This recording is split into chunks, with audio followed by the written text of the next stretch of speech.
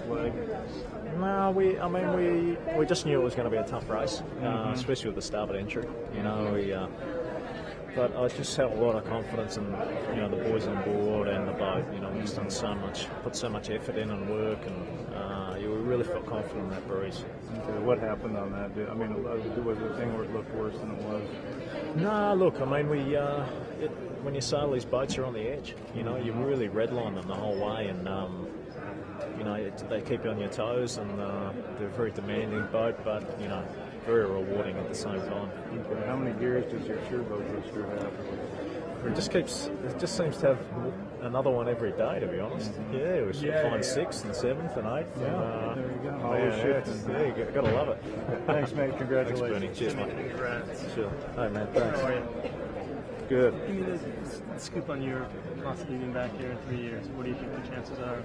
Oh, look, I mean, me personally, mate, I've loved San Francisco. I mean, it really has taken our entire team, it's accepted us, and it's been interesting. I mean, San Francisco, when you look at the Giants and the Warriors, and there's people from all over the world that are part of those teams, but the one thing San Francisco does is it accepts you as their own, and they get behind you as, and they support you as their home team. And man, I've loved every single minute I've lived here. I've got my kids in school here, and I'm not going anywhere. Do you think the team is pretty much intact? It's a lot of young guys, a lot younger team than the Kiwis. Look, I think you always see a couple of changes. That's natural in team sports.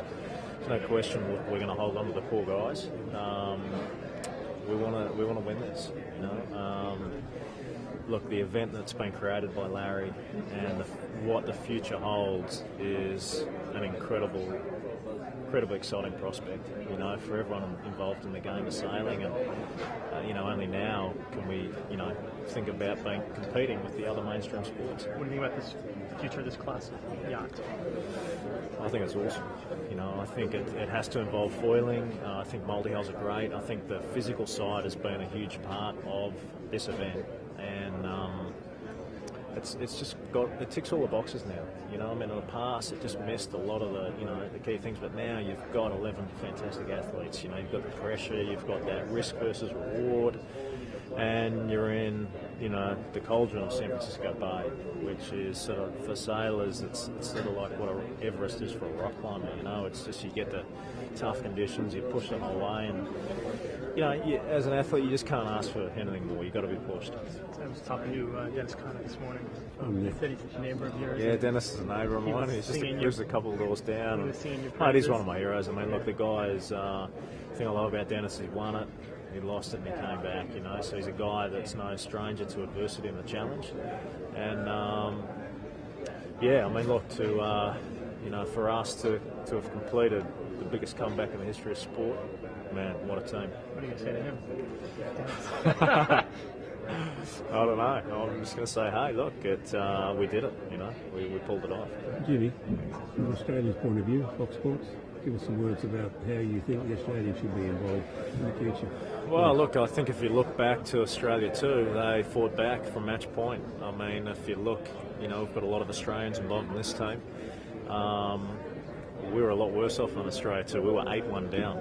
I mean, I don't know of any other sporting team comeback that we had to face. But, that's, growing up for me, that's what it's been all about. You never give up. You always fight to the end. Your back's against the wall. You just come out swinging, and that's what we did. Thank you very much. Jimmy, that nosedive on the first leg, what was going through your mind then? How bad was that? I was thinking there's quite a lot of water that's coming over the boat at the moment. Look, that's the beauty of these boats, is that, man, you're always on the edge. And I mean, in that race, we were redlining the boat. I mean, there was just nothing. We weren't holding back, and we were full throttle.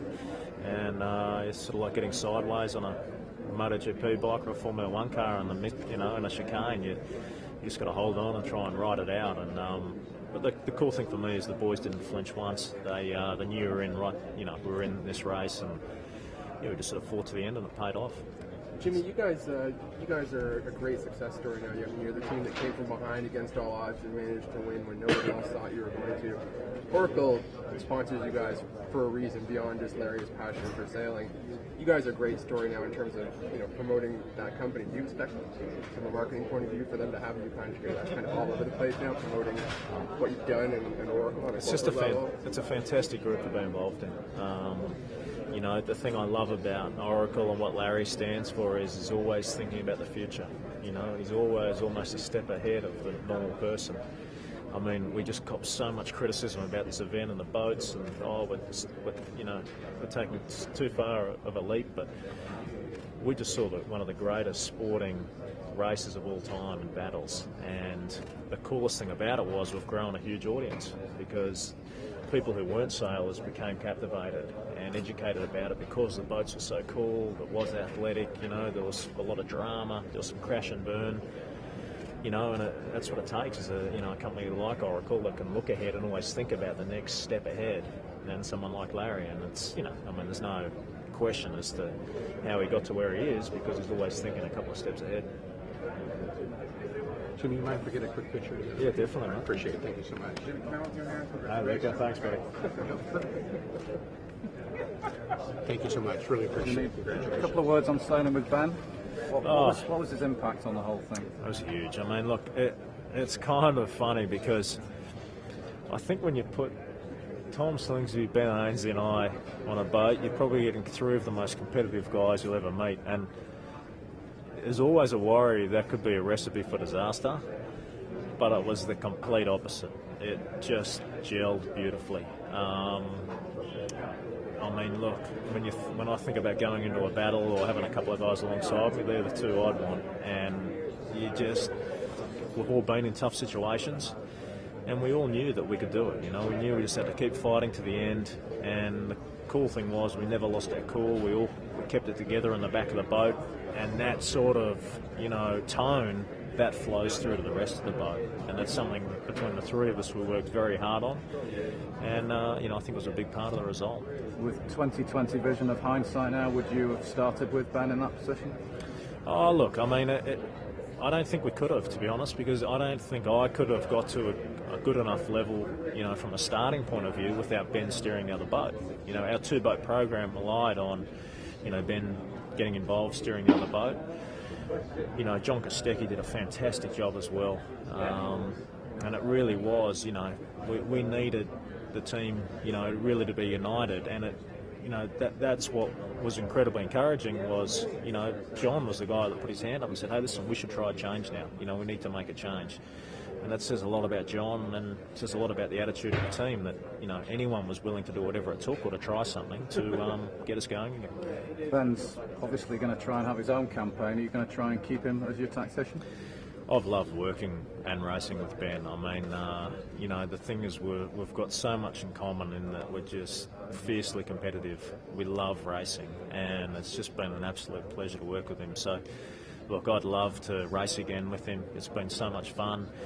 But at the same time, our in-house racing was some of the toughest I've ever faced, and we both enjoyed it. And, whether we race together or, against each other, man, it'll be a good day.